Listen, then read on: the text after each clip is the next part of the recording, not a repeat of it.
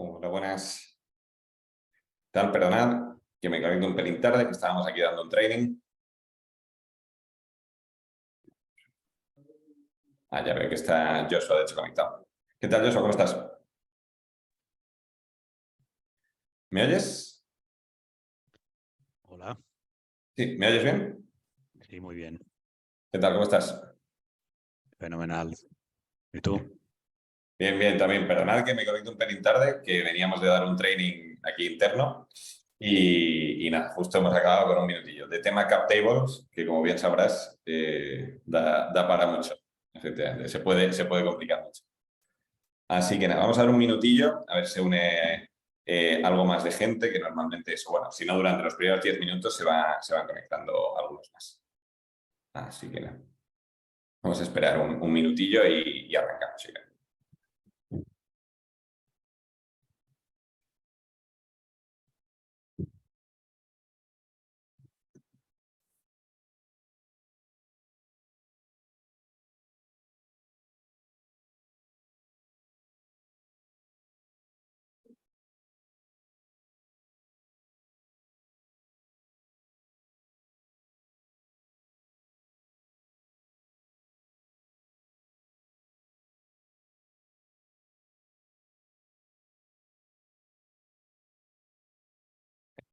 Bueno, Joshua, lo primero, muchas gracias por tu tiempo. Eso sí, que efectivamente he estado leyendo sobre ti estos días y supongo que tampoco te sobra el tiempo, yo creo. He visto, por cierto, si no me equivoco, en LinkedIn creo que eres la persona con la que más contactos en común tengo y no los conocía. Sí. Creo que tenemos 930 en común. Unos cuantos. Mira. Pero bueno, así que nada, supongo que de este mundo de startups y de consultoría, etcétera, pues siempre bastante gente.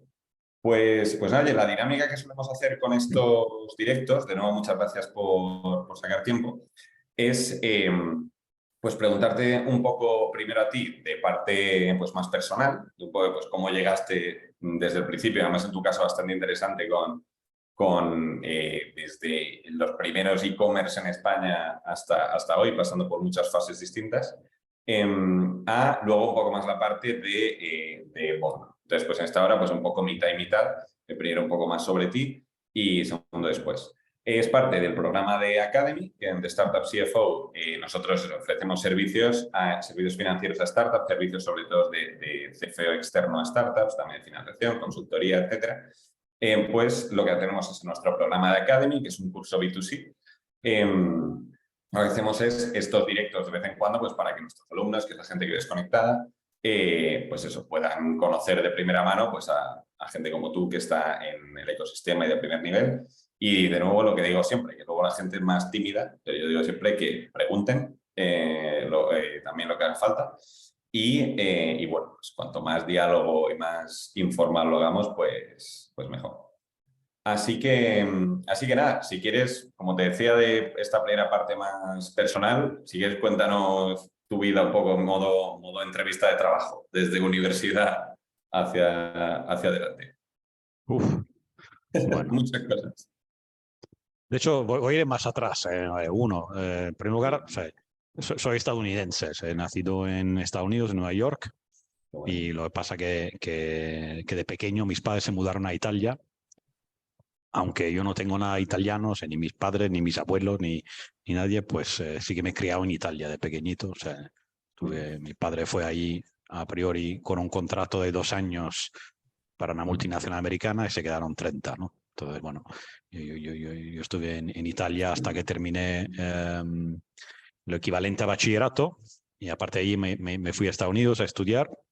Y entonces estudié en la universidad una parte en Estados Unidos, una parte en Inglaterra y me licencié en filosofía pura. Bueno. Por eso, en Estados Unidos, en Boston University. Bueno. No, en BU hice un MBA más tarde. Bueno. Perfecto. Es Entonces, que yo bueno, estuve en BU un año. Buen lugar. sí. Entonces, bueno, digo, estuve en Fordham University, que es de jesuitas, y en Sussex University en Brighton, ahí donde estudié filosofía. Luego, más tarde hice un MBA, ¿no? Y bueno, me casé con una española, por eso que estoy en España.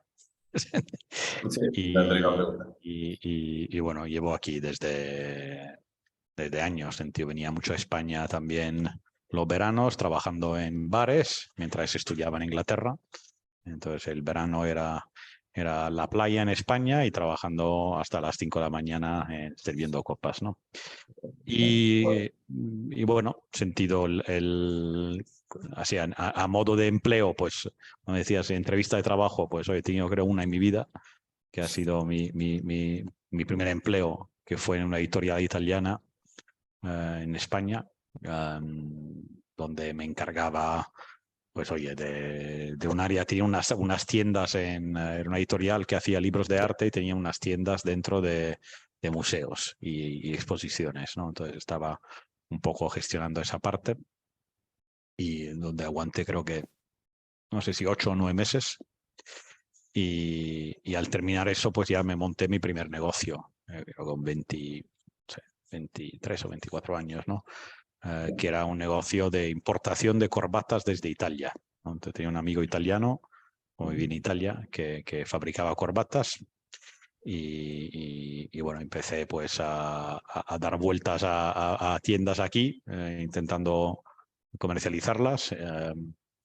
Luego, pues, oye, descubrí dónde se podían fabricar y empecé pues, a hacer pequeña fabricación. Luego abrí una pequeña tienda y eso fue un poco mi primer negocio. Y desde ese negocio, en el 95, monté una tienda online de corbatas, que no sé cuántas corbatas vendimos, pero muy poquitas. En el 95 en España, has dicho. Sí, Sí, por sí. internet. En mi Sí, casa sí, internet sí, sí. había desde el Sí, sí. 99. O sea que... Sí. No, era con modems y tal, iba todo muy lento. Había un formulario, enviamos, o sea, no podíamos cobrar online, se cobraba por conta reembolso, la poca corbata que enviamos. Y bueno, eso fue un poco mi entrada a Internet. Fue más un experimento, ¿no? O sea, tenía un pequeño negocio de distribución, tenía una pequeña tienda y así en ratos libres, pues me llamó la atención Internet y monté la tienda, ¿no? Entonces, la verdad que eso fue el principio de e-commerce. Con esa tienda, pues ya empezaron casi de forma sin quererlo, casi. Pues surgieron unas oportunidades de montar tiendas para terceros y entonces, bueno, con un software americano de dicho así, una versión antigua, ¿no? De lo que sería un Magento o algo así, pues se instalaba. En sentido, o sea, no había cosas en la nube, ¿no? Tenías que instalarlo en un servidor. Pues empezamos a montar tiendas para terceros. La verdad que acabamos montando cosas bastante relevantes como la Casa del Libro en Internet. Montamos la primera tienda suya, montamos la primera tienda en casa, que era la primera versión del Corte Inglés. O sea, dar servicios a comercios tradicionales para montarles su e-commerce. Sí, y bueno, pequeñas tiendas, me acuerdo, había una en Carabanchel, en Madrid, que vendía regalos, se llama Don R. Hicimos pues una de Olivetti, de las impresoras de Olivetti. Bueno, sentido, fuimos ahí dando servicio, ¿no? Esto Eso sí. esto es Centro Ciber. Esto es Centrocom Ciber, esto es en 96, 97.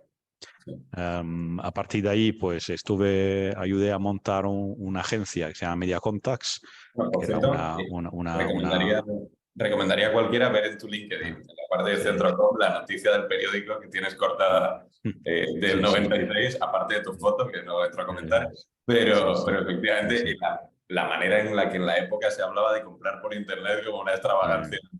Sí, era Es muy bastante interesante. gracioso. Y luego monté también un proyecto que para mí sería casi un primer modelo de red social, se llama demasiado.com, que era un sitio donde teníamos chat, teníamos email gratuito, o sea, era un poco una copia de Hotmail. Tenemos un sistema de intercambio de banners que se llama Spanish Banner, ¿no? Tú ponías un codiguito y por cada 2 banners que enseñabas se intercambiaba uno y uno lo comercializábamos nosotros. Entonces era la contraprestación, una cosa así más Rings, bueno. Teníamos un sitio para hospedar páginas web gratuitas. En su día había una cosa que se llama GeoCities y Tripod, era una copia de eso. Era un poco... No había blogs, pero era como pues un sitio para poder poner una página tuya de forma gratuita y se comercializaba publicidad. Entonces montamos eso que al final vendimos a lo que era Eres Más, que luego pues fue comprado por Orange. Y por Wanadu y luego por Orange. Bueno, y también a finales de 90 también monté Antebeño, ¿no?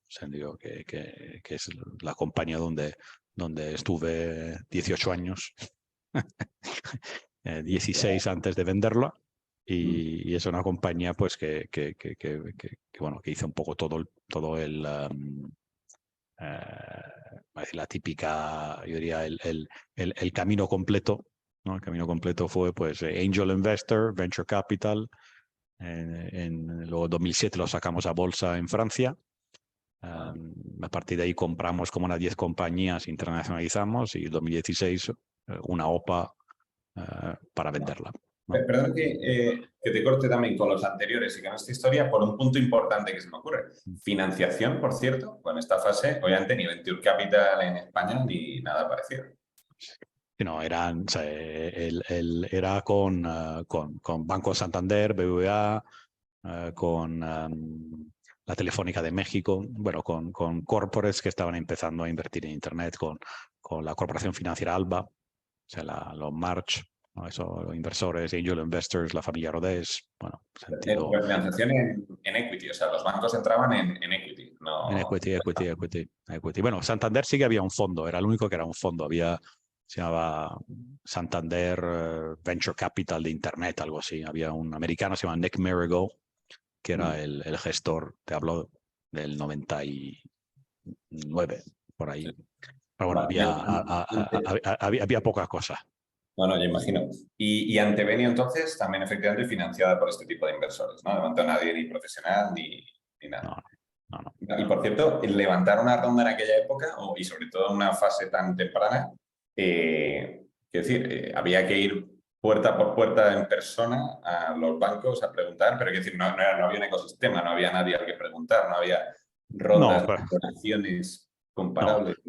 No, pero se diría que hay una parte parecida a lo que puede haber ahora, que al principio metían algunos angels y entonces, claro, luego eran gente relevante que supo abrirme la puerta del Santander y esta gente, ¿no? Sentido, yo tocando por mi puerta no había sido a ningún lado. Sentido, al final fueron ellos mismos que al final pues me abrieron la puerta. Yo me acuerdo que en México metimos a la Telecom de México, a lo que es Carso, y tuve una reunión pues con los dos hijos de Carlos Slim, con Carlos Slim Jr. y Marco Antonio Slim, o sea, dos de los hombres más ricos del mundo, y esto fue por uno de los inversores, ¿no? Sentido, o sea, no había ni listados, no, o sea, empezó a ver Venture Capitals, pero sí que era un mundo muy complejo. O sea, hasta 15 años después no empieza a ser una industria en España. O sea, esto sí que es early. Muy early.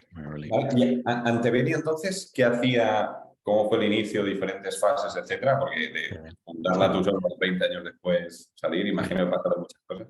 Sí. No, Antevenio entonces era una compañía de AdTech, ¿no? O sea, lo que hacíamos era realmente era un negocio muy sencillo, donde había una parte de tecnología propia y una parte de tercera, pero realmente era el poner un servidor de publicidad, ¿no? Un sistema, le poníamos un codiguito en una página y de milagro aparecían banners y nosotros pues lo gestionábamos, ¿no? Entonces era un poco, por un lado, la gestión de lo que era qué publicidad se gestionaba en la página y por otro lado la parte comercial, o sea, hacíamos las dos partes, ¿no? Era lo que es la gestión tecnológica y logística y la venta, ¿no? Y eso era con un modelo de comisión.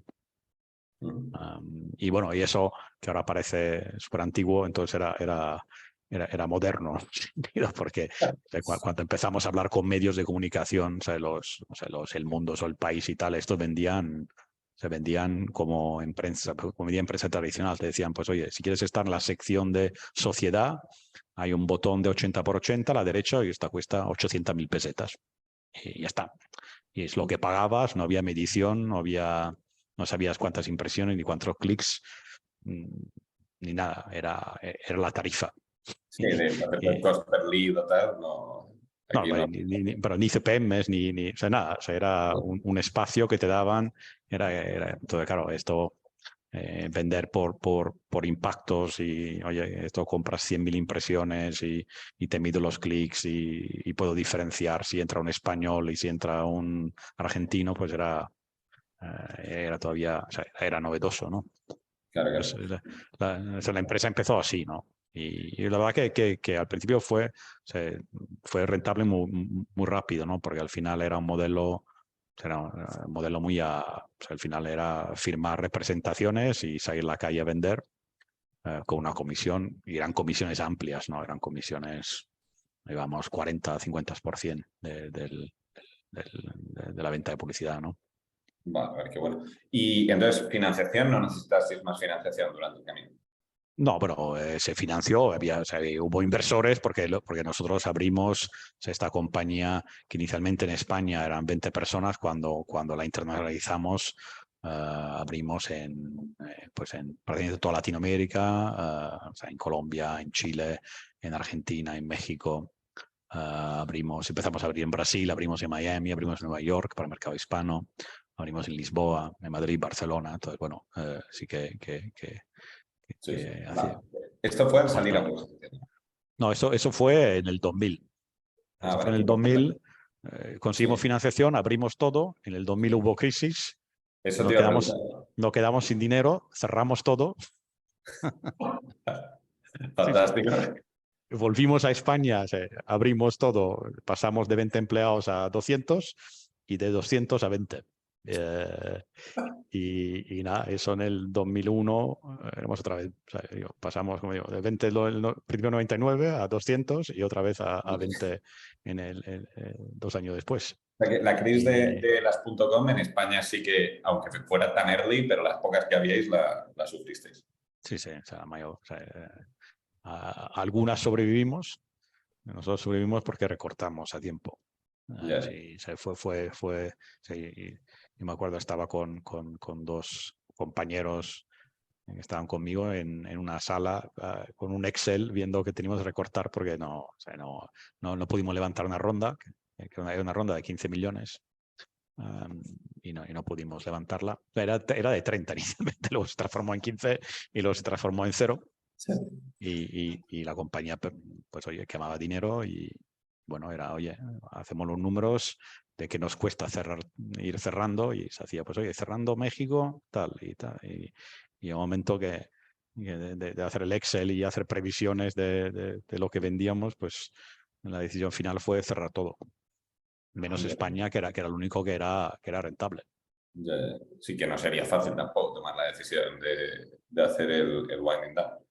Claro, Vale. fue Y muy desagradable. no, me imagino. Y luego entiendo que vuelve a ir para arriba, ¿no? O sea, otra vez poco a poco, entiendo, también con financiación externa de nuevo. No, bueno, sí, hicimos una down round de estas súper Sí. a fondos propios. Ah, sí. Y bueno, que fueron, creo que fue más o menos $500,000. Y eso nos llevó hasta break-even, que fue, de hecho, el último, me acuerdo que el último trimestre del 2022 fue el primer trimestre otra vez de break-even, y a partir del 2023 ya la compañía otra vez ganaba dinero. Entonces, De 2022 a 2023, no, dices. perdón, 2000, Ah, sí, vale. estoy, vale. Ah, 2003. claro, vale, vale, vale. Sí, sí. 2003. Me había quedado bloqueado. Me ha saltado solo 20 años. Sí, sí, sí. Me había dado cuenta ahí que me estaba extrayendo, por lo menos me he dado cuenta. Vale, genial. Entonces, entre medias, bueno, tenéis la crisis de 2008 también, que ya no sé qué tal os pegaría. Fenomenal. No, fenomenal por un motivo muy sencillo, porque habíamos salido a bolsa en el 2007 Joder, eliges bien los momentos. Eso sí, sí. habíamos salido a bolsa, entonces teníamos la caja, en ese caso, a diferencia de la anterior, teníamos la caja súper sobrada. Habíamos hecho una adquisición en Italia, solo una, y teníamos, no sé, nos pilló con 10 millones o 12 millones de euros en el banco, o sea que era un lujo. Entonces, pues fueron años duros, pero con el dinero del banco, pues la verdad que tuvimos cuidado y bueno. Pues de momento, lo que es verdad es eso, es decir, fundar la empresa.com en el 99, justo antes de la crisis, y sacar la bolsa en el 2007, justo antes de la crisis, efectivamente. Sí, sí. Pero vamos, si habéis sobrevivido a eso, es que era buena empresa, efectivamente. Vale, y entonces el camino de ahí hasta cotizar, porque efectivamente además, y en Europa, en España en particular y en Europa, efectivamente, de esto sabes más tú que yo, pero no solemos tener el cotizar como el exit habitual. Entonces, ¿cómo fue ese camino y por qué la decisión y por qué el Euronext, por cierto? No, la decisión era uno, porque nosotros habíamos crecido, o sea, una empresa pequeña, de 2001 a 2007. 2007 éramos un negocio de 8 millones y medio de venta y más o menos, más o menos 1 millón de beneficio neto. No sé qué EBITDA, porque en esa época no se hablaba de EBITDA, se hablaba de beneficio neto después de impuestos. Sí, Ahora ha cambiado. Entonces, bueno, la compañía había crecido, pero no había, entonces nosotros sí que teníamos otra vez la visión de querer internacionalizar y era un momento que no, o sea, no había mucha, o sea, no había, otra vez era todavía una época early para capital riesgo, éramos pequeñas para un private equity. Entonces tampoco estaba muy claro cómo financiar el crecimiento, ¿no? Entonces, justo en esa época había un mercado en Francia que se llamaba Alternex, que era un mercado, era como el MAB en España, porque el MAB no existía. Entonces, yo te hablo yo empecé a ver esto en el 2006, vi alguna compañía que cotizaba en Francia muy pequeñita, de nuestro tamaño, salió a bolsa y conseguían pues hacer una salida a bolsa, 30, 40 millones de valoración y levantando 10, 15 millones, dijo, pues oye, nosotros también. Y también porque en principio cualquier compañía de Europa podía cotizar en otro mercado y era sencillo. Entonces fuimos a Francia, vimos unos bancos, le contamos la historia. España era muy sexy en esa época. Era una época de mucho crecimiento de España, crecía más rápido que otros países europeos. Repite, perdona, 2016. No, 2006. 2006. Ah, vale, perdón. 2006. Es verdad, perdón, sí, antes de aquí. Ahora 2006, me equivoco por 2007. Y entonces era un momento que también España gustaba, el tema de Internet otra vez interesaba y bueno, y en España no había un mercado para hacerlo. Entonces, de hecho, fuimos la primera compañía de tamaño reducido en salir en bolsa porque nunca se había hecho en España, ¿no? ¿Qué tal, Y fue qué tal más complicado lo previsto. ¿Qué más complicado de lo previsto? Sí, porque como fuimos los primeros, pues al final, en principio, por ejemplo, la CNMV era quien tenía que regularnos, porque era una compañía española, pero salimos del mercado de Francia. Entonces en principio era un tema de regulador español, pero en el mercado francés, el español decía que a él no le tocaba, el francés lo que quería que el español le delegase los poderes y bueno, todo eso, y luego había algunas reglas que había que cumplir en el mercado francés que por legislación española no se podía, el sistema de acciones era distinto, eran acciones en cuenta, entonces bueno, fue que en principio eso ya estaba armonizado, ¿no? Siendo Comunidad Europea, la realidad es que, bueno, pagamos el pato de ser el primero a haberlo hecho. Sí, está claro. Vale, y por cierto, ¿cuánto levantasteis en la salida a bolsa? Fueron 8.200.000, o sea, y bueno, la verdad que a mí o sea, fue bastante bonita la experiencia porque hicimos el pack completo, sentido que lo hicimos también a personas físicas, ¿no? Que muchas de esas colocaciones se hacen solo a instituciones. Entonces nosotros hicimos una colocación a 38 fondos, incluidos fondos, ninguno español, eran todos franceses, alemanes, teníamos 8 fondos alemanes, ingleses como Henderson, teníamos belgas, algún fondo suizo, entonces hicimos un roadshow y entraron 38 fondos y luego 4.500 personas físicas que compraron las acciones online.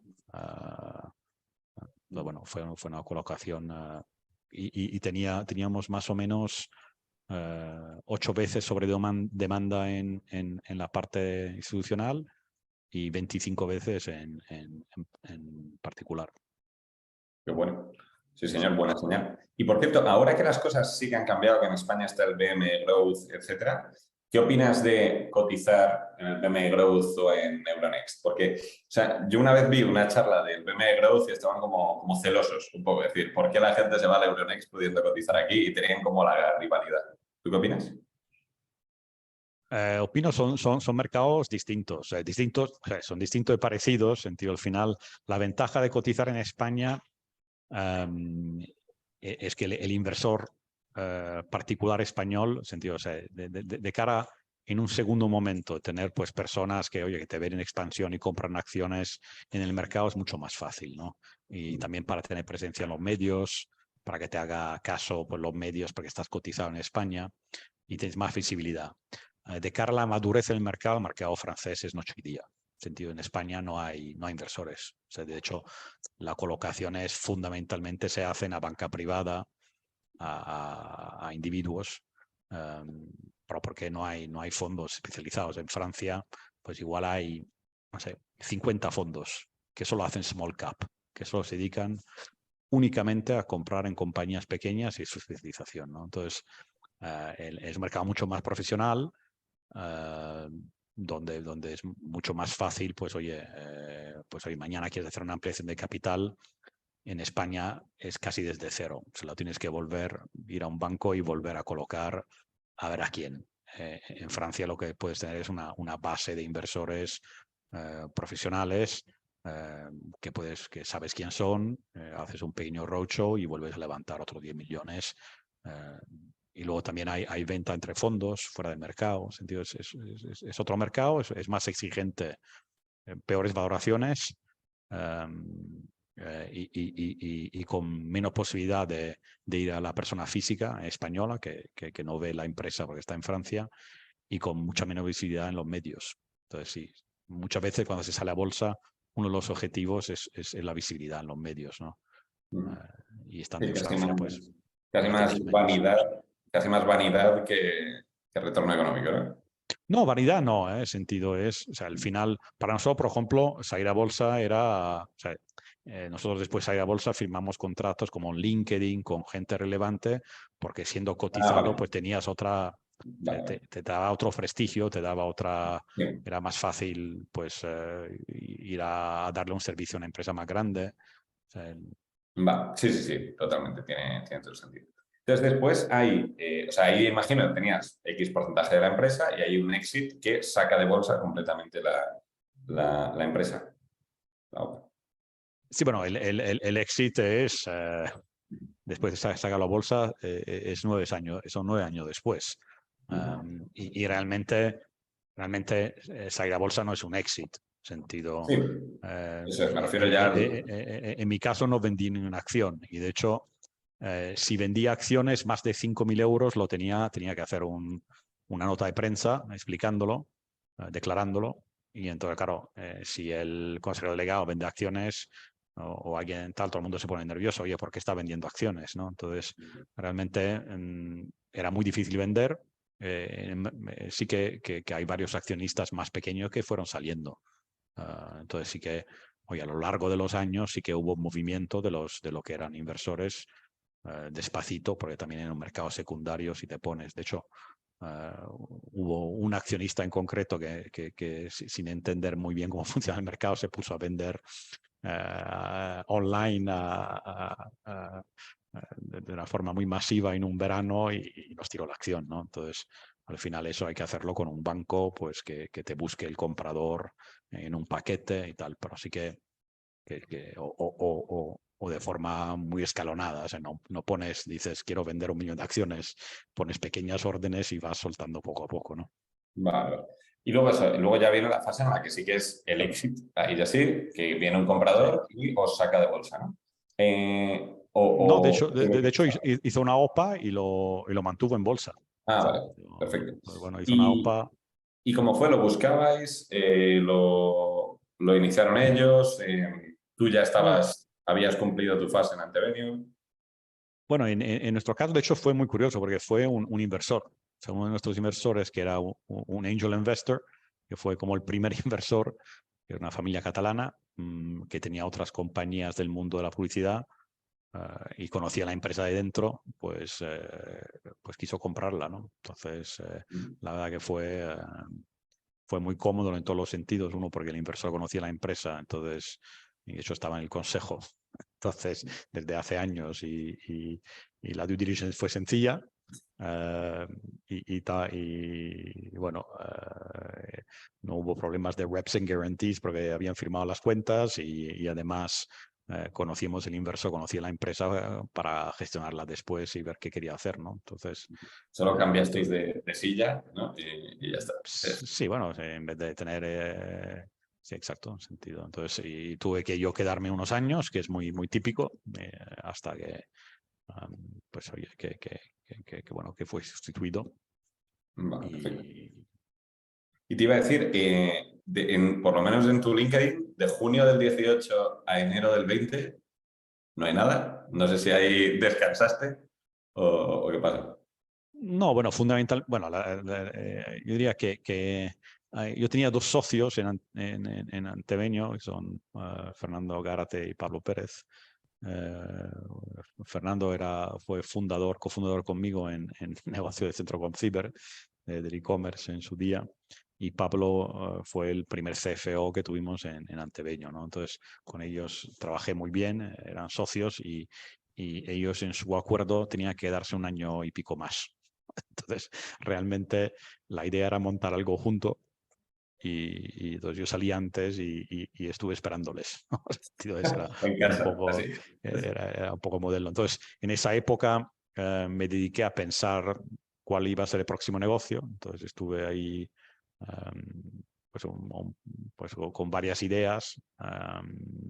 Ninguna me convenció mucho. También hice alguna inversión. También ayudé a unos amigos con una editorial. Pues hoy estuve pues haciendo cosas. También me tomé 3 o 4 meses de vacaciones, ¿no? Entonces al final, pues bueno, se pasó rápido el tiempo y cuando salieron mis socios empezamos Bondo. Vale, perfecto. Que por cierto, vamos, ahora entramos sobre todo en Bondo con más detalle, pero veo también aquí otra que es con Claims, pero eso es como inversor, entiendo, exclusivamente. Nada, con Claims es una actividad que es una pequeña sociedad que hago de hecho, con mi padre, ¿no? Mi padre se dedica, entre comillas, es como si fuese un negocio de M&A en el mundo de las demandas judiciales, ¿no? Del litigation, ¿no? Entonces de alguna forma, si una compañía tiene una demanda o ha interpuesto una demanda más bien, más que recibido, si tú has interpuesto una demanda, imagínate, relevante, imagínate, has interpuesto una demanda contra Microsoft por violación de una patente, ¿ya? Y entonces esa demanda está en un cierto punto, normalmente pues oye, todavía o sea, está interpuesta, pero ya está admitida a trámite y tal, pues hay fondos que te compran los derechos de la demanda, ¿no? Entonces lo que hacen es te adelantan una parte del dinero a cambio de tener los derechos sobre esa demanda, ¿no? Entonces, de alguna forma, hay casi un modelo casi de revenue share, ¿no? Y normalmente quien lo compra son fondos de private equity especializados, ¿no? Que lo que construyen son carteras de demandas. Entonces, no solo lo que hacemos es intermediamos, ¿no? En sentido, lo que, de alguna forma, buscamos demandas y las colocamos a los private equities. Sí, sí, es completamente nicho de las empresas particulares con la demanda, que bueno. Vale, perfecto. Y entonces eso, ¿cómo surge Bondo? ¿Por qué la decisión de esa idea, entre todas las que tenías? ¿Y cómo surge y cómo ha ido avanzando? No, yo diría que surge un poco de la experiencia nuestra. Nosotros, desde que salimos a bolsa, que vendimos la compañía, pues hicimos unas 10 adquisiciones, algunas en España, algunas en el extranjero, de compañías pequeñas, ¿no? O sea, de compañías, la más grande fueron al final unos 6 o 7 millones de euros, ¿no? Eran compañías pequeñas Y ahí nos enfrentamos pues la experiencia de tratar con advisors, ¿no? Con gente que hacía nuestro trabajo, bien intentando ayudarnos a hacer las compras o bien en el otro lado. Y un poco la sensación que en el mundo tech pues no había gente que entendía, ¿no? Sentido. Entonces nos encontramos con gente muy del mundo financiero que igual había hecho que lo mismo había hecho una operación antes de la venta de un hotel a una compañía de enlatados, sardinas, a pues una empresa que vendía fruta, a de repente pues una compañía que hacía un software para marketing, ¿no? Entonces realmente era una operación muy financiera, no entendían negocio, te contaban las cuentas, discounted cash flow, pero le costaba mucho entender el valor de las cosas y bueno, sentíamos que faltaba pues alguien que hiciera ese trabajo, ¿no? Vale, perfecto. ¿Y, o sea, ¿y qué hacéis efectivamente? ¿Solo transacciones de venta, desde el lado compra, desde el lado venta, oye, también rondas? O sea, yo diría que nosotros empezamos desde la compra, ¿no? Y de hecho empezamos un poco, de hecho, o sea, nuestro primer cliente fue una compañía cotizada, de hecho, en BME Growth, que se llama Agile Content. Y de hecho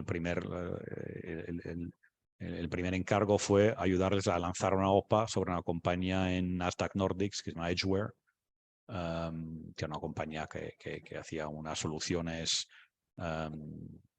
unas máquinas con un hardware para servir vídeo, ¿no?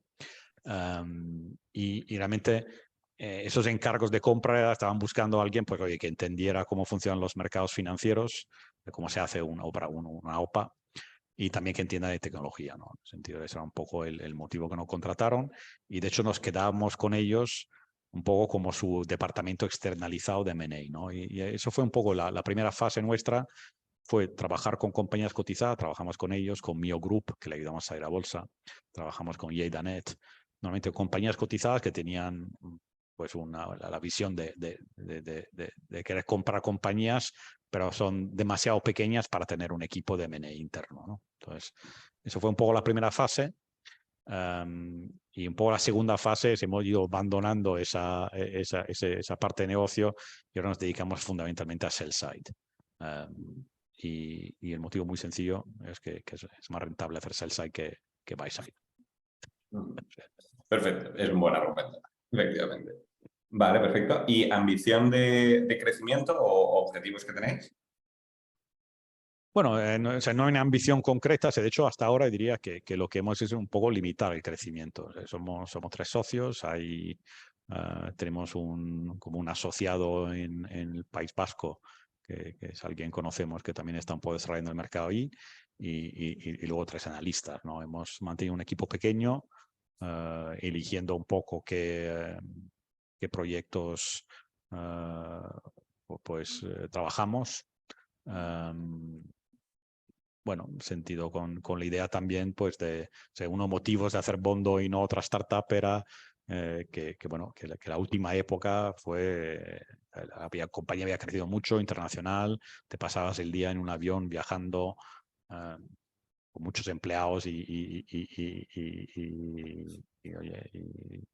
muchas Y querías preocupaciones. lo- Sí, queríamos tener un trabajo y al final sí que son muchas horas de todas formas, pero bueno, en general, fundamentalmente en Madrid, de vez en cuando viajamos y bueno, con menos personal y entonces lo que estamos es viendo un poco como vamos creciendo de una forma muy ordenada sin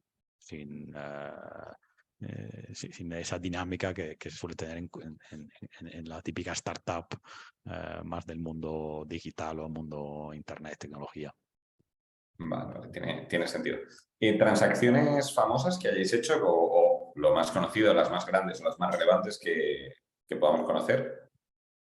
Pues oye, hemos hecho, no sé, hemos hecho la de Edgeware, como decía, que esa fue una OPA, hemos hecho la de Fon, la compañía esta de Varsavsky, no sé si te Sí. acuerdas, Fon.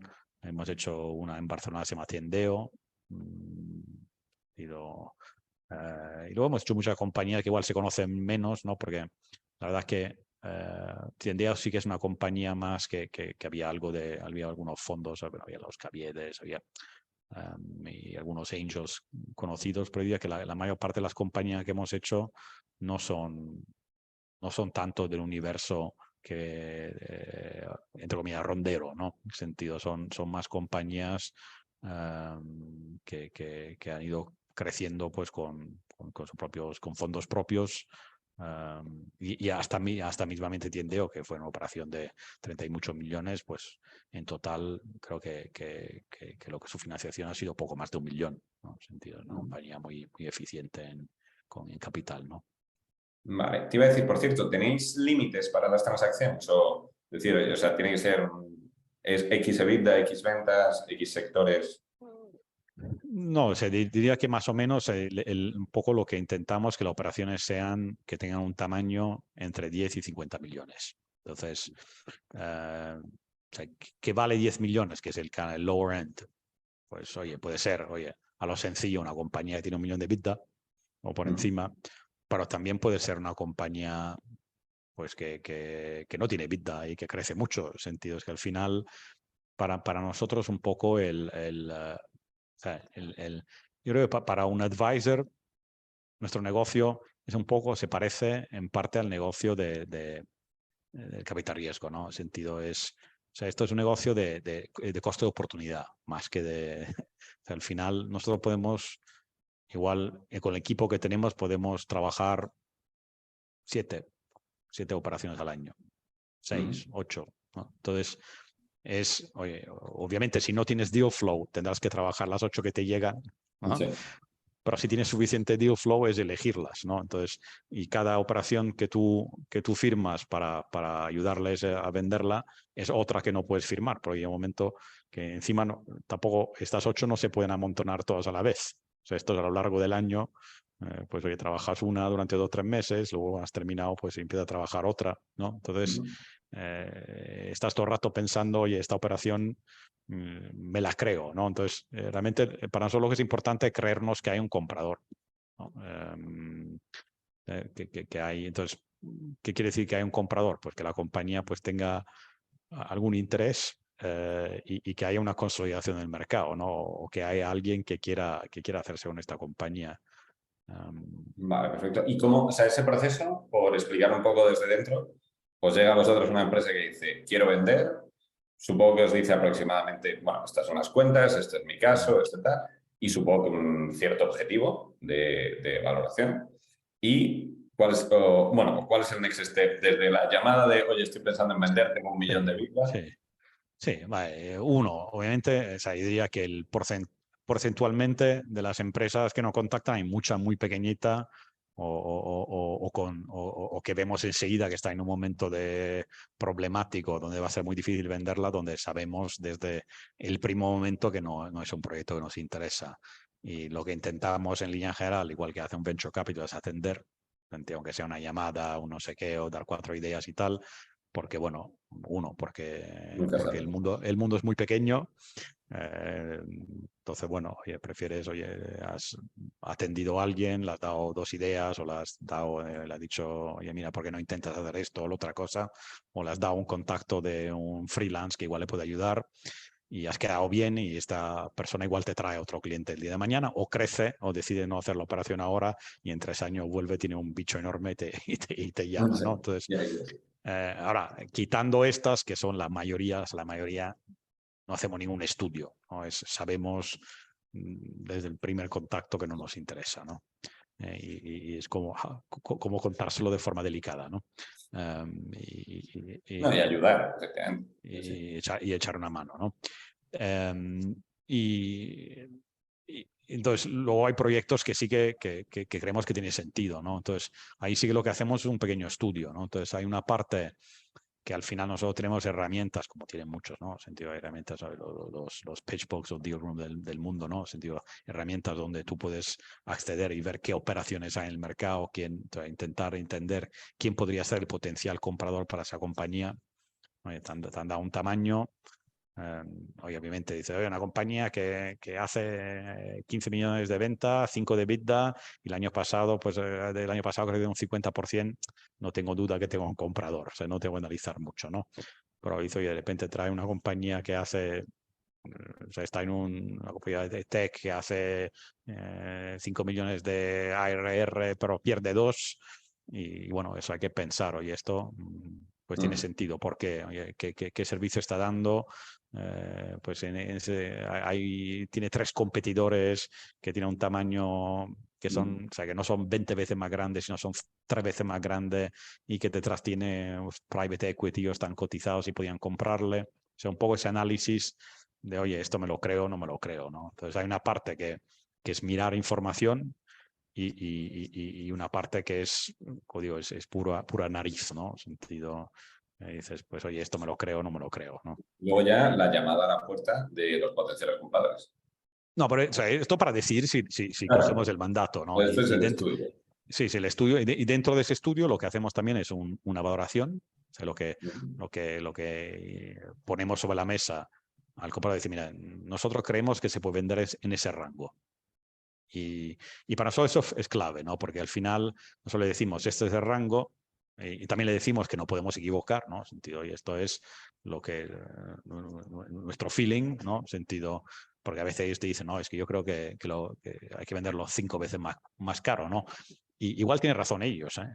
Digo, a veces cuando me dicen esto, digo, o sea, o sea, igual no entiendo suficientemente el negocio Sí, y me estoy sí. equivocando, ¿no? Pero como no me lo creo, Porque, por cierto, todo este proceso es preventa. O sea, todo este proceso es preventa, todavía sin preventa, haber firmado contrato preventa, ni... todo eso preventa. Todo eso preventa. Por eso digo que la preventa, nosotros entramos en preventa, son las cosas que ya... Bueno, pero por lo, le puede aportar muchísimo valor al emprendedor en el proceso, o sea, todavía. sí, pero repito, todo eso lo hacemos con las que ya han pasado el primer filtro, ¿no? Ese primer filtro, hay un filtro enorme de compañías que le decimos que no desde el principio, porque por tamaño o por lo que sea vemos que no tiene mucho sentido. Entonces son las que han pasado el segundo filtro, ese filtro, entonces ahí vemos si preparamos una propuesta, ¿no? Y eso es ese análisis, ¿no? Dentro de ese análisis, cuando ya hay un análisis de que ya estamos convencidos que queremos hacer, es cuando hacemos una valoración, le decimos quién creemos que son los compradores y vemos si estamos en rango. Si vemos que ellos tienen una expectativa de 2 veces más o 3 veces más, pues renunciamos, ¿no? Porque al final, o sea, si no nos entendemos en eso, va a ser muy complicado, ¿no? Dentro de eso también estudiamos CapTable, pues estudiamos un poco, pues oye, también, pues oye, derechos preferentes, pues todas las cosas que pueden ser bloqueantes a la hora de vender, ¿no? Entonces, si vemos algo, o sea, igual hay compañía de repente y dice, es que hay una serie de derechos preferentes y que hacen que pues oye, unas variaciones que no eran, oye, que hoy en día no son razonables y entonces lo que va a haber es un inversor que se va a llevar al 80%. Entonces, claro, eso lo hablamos antes, ¿no? En sentido, porque con el management, o sea, un poco para ver uno como si lo podemos resolver antes con el inversor o si los demás accionistas, incluido el management, pues tiene eso claro y están dispuestos a vender de todas formas dentro del rango que nosotros nos creemos, ¿no? Entonces, todo Y eso también pasados tiene todos sentido. estos filtros, ya una vez, sí, sí, sí, sí. Entonces ya firmamos contrato y ya no ponemos en marcha, ¿no? Ponemos en marcha ya siempre hay una primera fase, que es una fase un poco de una pequeña due diligence nuestra, ¿no? En sentido, según lo ordenada que esté la compañía, hay que entender bien las cuentas, normalizarlas. Hay empresas, pues oye, que igual no tienen bien claro los cortes, ¿no? En sentido, te ponen pues Casi ventas de un ninguno. año en otra, pues oye, todo lo que es un poco el trabajo de tener muy claro pues lo que son los números. Y entonces eso hay un trabajo previo, un trabajo de entender bien la compañía y con ese trabajo pues lo que creamos es un documento, un investment memorandum, ¿no? Que es un documento normalmente 50 páginas, donde explicamos la compañía a un potencial comprador y con el Investment Memorandum también creamos un teaser, ¿no? Que realmente es un documento de una página que explica la compañía sin dar el nombre de la empresa, ¿no? Que es lo que utilizamos para contactar a potenciales compradores, ¿no? Vale. Y hay un trabajo a la vez de entender quiénes son los compradores, ¿no? Entonces, normalmente creamos una lista. La lista, nosotros hemos tenido listas de 150 y a veces listas de 10, ¿no? En sentido, según el caso, hay casos donde creemos que es muy amplio el grupo de selección compradores y en otros donde es algo muy específico y realmente solo hay 10 que son los que le van a dar un valor que tiene sentido, ¿no? Entonces... Qué bueno. Y a partir de ahí el contacto, si quieres, Sí, el aporta. contacto.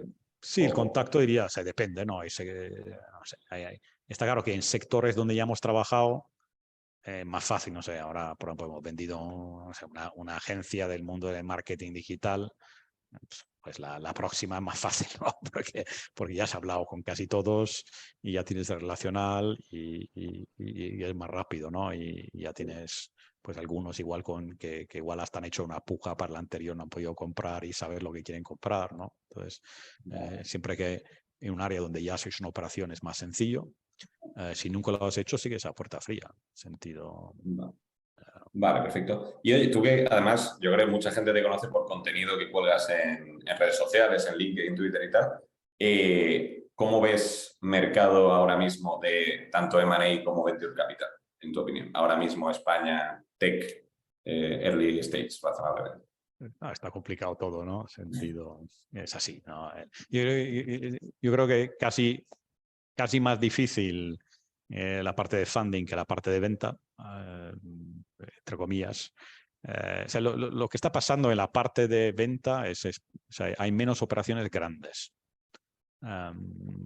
Y es por un motivo muy sencillo. Es que al final las operaciones grandes, en muchos casos, las compañías que tienen mucho tamaño y que están bien financiadas, como saben que es mal momento para vender, están aguantando. O sea, no están saliendo a la venta. Entonces, lo que hay menos operación de un cierto tamaño, porque esas compañías están diciendo, vamos a esperar better moments, ¿no? Entonces, lo que sí hay es bastante venta de compañía pequeña y mediana, ¿no? Porque al final, especialmente las compañías que tienen detrás private equity, ¿no? Que tienen detrás un fondo, pues los fondos normalmente tienen una vida, ¿no? En sentido de invertir en una compañía y a los 5 puede hacer un build-up, puede comprar otras, la vamos a hacer más grande, vamos a venderla, ¿no? Entonces, tienen igual 5 o 6 años para hacer eso, o 7. Y bueno, siguen teniendo hambre de hacerlo, ¿no? Entonces la pequeña sí que está, las compañías que no son tan fuertes, pues en un momento como ahora, que no es un momento un poco no quiero decir de crisis, pero no es el mejor momento del mundo, pues sí que están dispuestas un poco a ajustar su valoración para vender, ¿no? Entonces, yo diría que la compañía pequeña y mediana sigue habiendo operaciones porque han ajustado su valuation, ¿no? Y en las grandes están diciendo vamos a esperar. Vale, perfecto. Y en cuanto a funding que comentabas, porque yo ahí también, en línea con lo que decías de la vida de los fondos, corrígeme si me equivoco, que es hipótesis personal y tú sabes más. En 2020-2021 se formaron muchos fondos de Venture Capital en España, o vamos, levantaron nuevos fondos, etc. Sí. Entonces, ahora esos fondos, buena parte de ellos siguen teniendo dinero en el banco y lo invertirán a lo largo de este año, el que viene, etc. Bueno, sí, sentido, o sea, los fondos también tienen, o sea, hay capital calls, ¿no? Sentido, no siempre los tiene el banco y tal. Y yo diría que hay muchos que están pensando que el dinero le va a hacer falta para financiar las compañías donde han invertido que necesitan una nueva ronda, ¿no? Entonces, bien de forma defensiva, o sea, algunas que no están mal, que no son clear winners, pero que tampoco quieres que se hundan y que le va a costar levantar dinero. Entonces, oye, hay compañía, pues oye, esta hay que meterle 1 millón más para que siga viva, porque como no crece a ritmo esperado, no vamos a encontrar nuevos inversores, pero tampoco está para que no le demos dinero de cierre, ¿no? Porque sí que tiene un valor, ¿no? O sea, que prefieren hacer follow-on regular a una nueva inversión con mucho riesgo. No, bueno, hay follow-on regular y luego también hay follow-on bueno, Bueno, sí. que tiene una parte de su portafolio donde quieren hacer follow-on de compañías que tienen muy buena pinta, ¿no? Entonces, dentro de todo eso se vuelven un poco más conservadora en inversiones nuevas, también porque la teoría de todos los fondos es tú mientras estás con un fondo ya estás levantando el próximo. Entonces, un poco esa sensación que el dinero es infinito, ¿no? Porque en el fondo tú tienes el fondo 1, el 2, el 3, el 4, el 5, ¿no? ¿Qué pasa? Que el próximo fondo, pues no A sé, ver cuándo llega. a ver cuándo llega. Entonces, oye, vamos a cuidar mucho porque encima si este no está bien cuidado, de hecho el próximo sí que no lo va a ver para nada, ¿no? Si este fondo empieza a funcionar de forma regular, entonces ese fondo hay que cuidarlo y además no sé cuándo voy a tener el próximo. Yo creo que esa es un poco la situación que hay en el mercado. Vale. Y en los 2 minutos que quedan, que no te quiero robar ni un minuto más, recomendación para el early stage que quiere levantar ronda ahora y recomendación para el que querría vender un poco más adelante, en 2 minutos, que supongo que hacen falta más. Oye, yo encantado de quedar un ratito más, que no tengo, o sea, salvo que sea un problema. No, recomendación, oye, yo no sé, sentido. El del early stage, pues el de siempre, ¿no? Sentido, o sea, no hay mucha recomendación, sentido. Ten una buena empresa.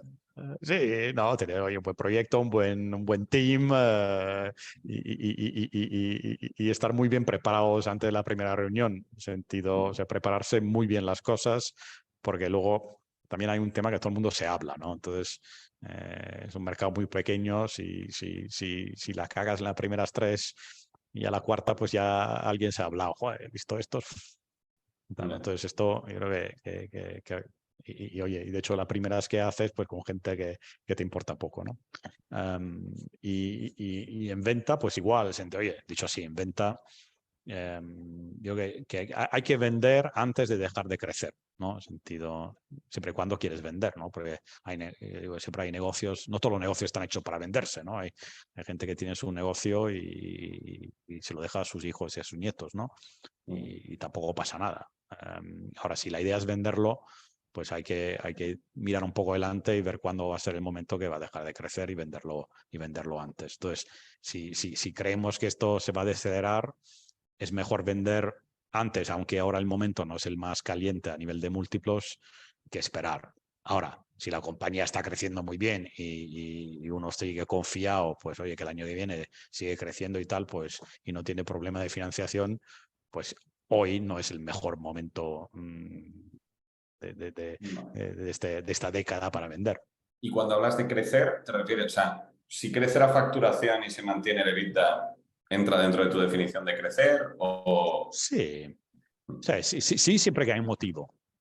Es decir, que dice, no, es que crezco y no crezco la venta, pero no crezco el EBITDA. Y bueno, esto si el crecimiento es muy fuerte o se hace por inversión, o sea, si es, no, es que cada vez tengo peor los márgenes. O sea, al final tiene que haber un motivo porque no crece al mismo ritmo. Pero sí, sentido. O sea, a mí tampoco me gustan las compañías que cada vez que no crecen, cada vez son más rentables, porque esto suena a que le están sacando la leche a la vaca. Están, como se dice en inglés, cutting corners, ¿no? Están pues viendo cómo le saca rentabilidad porque realmente el negocio no da para más, ¿no? Entonces, oye, en vez de contratar a la persona para, no sé, desarrollar nueva tecnología, no lo haces y entonces el crecimiento simplemente es el bottom line. Y si no hay top line, eso yo creo que a los compradores no le gusta. Vale. Perfecto, pues oye, de verdad no te quiero quitar más, que bastante lío tendrás. No, me da pena que no hay, o sea, que no ha habido oportunidad de preguntas, Sí, por eso que estoy bueno, encantado de, si alguien tiene hay alguna pregunta. si alguien tiene alguna pregunta, que hable ahora o calle para siempre, efectivamente. Ya sabes que en España somos muy tímidos. Esto en Estados Unidos no pasa. No rompo el hielo, sí, una pregunta. No sé si... Ver. Bueno, primero agradeceros a ti, Jaime, por organizar esto y a Joshua por tu tiempo, por tomarte la tarde. Y nada, la pregunta que te quería hacer era para emprendedores así como yo, que empezamos y arrancamos con toda la ilusión del mundo, ¿cómo nos recomiendas que lideremos y hagamos crecer una empresa que a futuro queremos vender? O sea, nos concentramos en hacer una empresa rentable, escalable y demás, y ya luego intentar venderla, o tenemos que tener algunas cosas en cuenta a lo largo del camino para venderla. No sé si la pregunta es muy clara o no, pero... No, sí. Yo creo que sí, sentido. Oye, obviamente, si la idea es venderla, o sea, hay cosas que querrás hacer, en el sentido, uno, es tener desde el primer día muy ordenado las cuentas, ¿no? Entonces, oye, enseguida que puedes, pues oye, que tampoco es muy caro, por ejemplo, auditarlo. O sea, que no tienes que auditarlo con Deloitte. Hay auditores que te cuestan, si tienes una empresa pequeña, 2.000 euros o 3.000 euros para una empresa pequeña, ¿no? Pero el rigor de tener muy claro las cuentas, de tener muy separado también lo que son cosas personales, oye, eso de que esta mi empresa le meto el coche, no sé qué y tal, sentido de no mezclar cosas, oye, no te pongas a comprar un inmueble si no es tu negocio, sentido, o sea, al final es pensar las cosas que simplifican el negocio, tenerlo todo muy ordenadito, porque cuando lo quieres vender, o sea, si no has tenido ese rigor es mucho más difícil, ¿no? Entonces yo creo que es un tema. Y luego otro es pensar también que las compañías normalmente cuando te las compran, compran compañías ordenadas en todos los sentidos, también ordenadas en el sentido de management, ¿no? En sentido, o sea, a veces puede ser más rentable. Oye, esto lo hago solo yo y tengo gente muy junior, muy barata y tal. Y un poco le decía, voy a intentar hacer algo muy rentable, que igual te vale para ti, pero si quieres venderlo, normalmente alguien cuando compra una compañía, igual que un inversor, lo que compra es management, ¿no? Entonces, si la compañía no la ven, que está, o sea, que está lista para escalar o está ordenada, es mucho más difícil venderla, ¿no? Entonces eso, pues hay que construir pues algo que sea sólido, ¿no? O que tenga un cierto nivel de solidez para venderlo, ¿no? Eso es un poco como consejos, ¿no? Pero que es distinto si lo haces para ti, ¿no? O sea, en tu propio negocio, pues ya es, oye, buscarte, pues oye, dentro de la legalidad, todo lo que puedas hacer para que sea más eficiente a nivel fiscal, ¿no? Oye, pues igual, oye, le sacas más beneficio este año, aunque no le saques el año que viene, porque el año que viene ya dirá. Entonces, creo que es una gestión distinta que tampoco es equivocada. Simplemente, si la finalidad es una u otra. Muy bien. Bueno, muchas gracias, Joshua. Espero algún día llamarte para cuando haya que Pues venderla. oye, pues yo soy de apuestas a larga, sentido, o sea que no me puedes llamar en 5 años, en 6, sigo aquí, ¿eh? Perfecto, encantado. Muchas gracias, Jaime, también a ti también. Nada, bien. O sea, ¿alguna ¿Alguna otra pregunta más? última? Ya abusando de tu tiempo. All right. Entonces, no, esto yo creo que es de un micrófono abierto. Pues nada, yo de verdad encantadísimo, de verdad, muchísimas gracias Nada, por gracias tu a ti tiempo. por invitarme. Y nada, efectivamente, te digo lo mismo, que Manuel, algún día espero llamarte. Y más pronto que tarde. Perfecto. Venga, pues oye, muchas gracias a todos. Gracias, Un Joshua. gusto. Un Muchas abrazo, hasta luego. gracias.